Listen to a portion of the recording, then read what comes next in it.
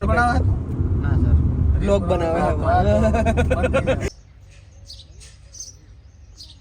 આજે જીવનનો એક મોટો નિર્ણય લઈ રહ્યો છું, કારણ કે આપણે છે ને ઘર છોડીને જવાનું છે નોકરી માટે દૂર. થોડો ડર પણ લાગે છે ને થોડું એક્સાઇટમેન્ટ પણ છે, કારણ કે ઘર છોડવું બહુ ઇઝી હોતું નથી.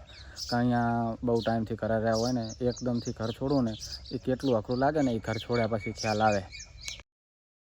હેલો મિત્રો, કેમ છો બધા? મજામાં જ હશો. આજનો બ્લોગ મારા માટે બહુ ઇમોશનલ છે. થોડોક ઇમોશનલ એ માટે છે કારણ કે હું છે ને નોકરી માટે ઘરથી દૂર જઈ રહ્યો છું. તો ભાઈ ઘર છોડવું બહુ સહેલું તો હોતું નહીં, પણ હવે કંઈક કરવા માટે ઘર તો છોડવું પડશે. તો બન્યા રહેજો મારી સાથે અને હું દરેક મોમેન્ટ કેપ્ચર કરતો રહીશ. આજનો બ્લોગ મારા માટે પણ ખાસ છે, તો તમારા માટે પણ ખાસ બનાવું. તો મળીએ.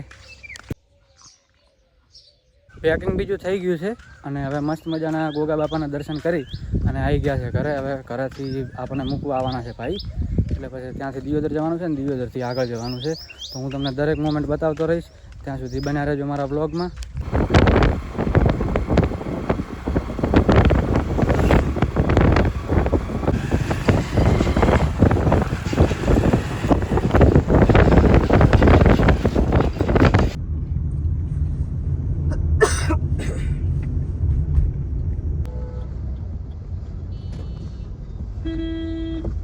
તો ગાઈસ, આપણે દિયોદરથી નીકળી ગયા હતા સમથિંગ 11-12 વાગ્યા જેવા નીકળ્યા હતા અને હવે અહીંયા આવી ગયા છે ઊંઝામાં.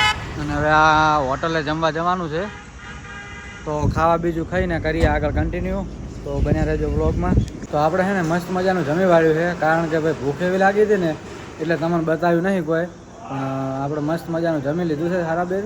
અને હવે ડાયરેક્ટ હોયથી નીકળવાનું ગાડી લઈને અને આગળ તરફ. તો હવે આગળ હજી ક્યાં સુધી જવાનું છે ને એ તમે બ્લોગ જોશો એટલે ખબર પડી જાય આગળ. તો છેલ્લે સુધી બ્લોગ જોવાનું ભૂલતા નહીં.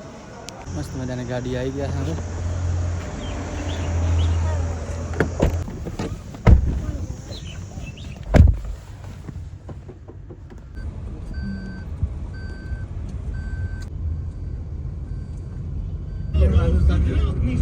ખરાબમાં ખરાબ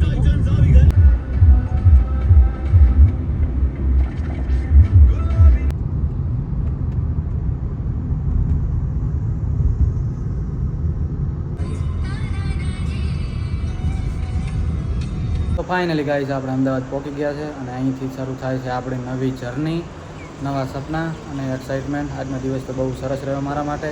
તો બ્લોગને લાઇક કરી દેજો અને ચેનલને જરૂરથી સબસ્ક્રાઈબ કરી દેજો. અને આ છે અમદાવાદનો વ્યૂ, જોઈ શકો તમે. ઊંચી ઊંચી ઇમારતો, બિલ્ડિંગો, રોડ રસ્તા અને ટ્રાફિક. તો બસ આજનો બ્લોગ અહીંયા સમાપ્ત કરીએ.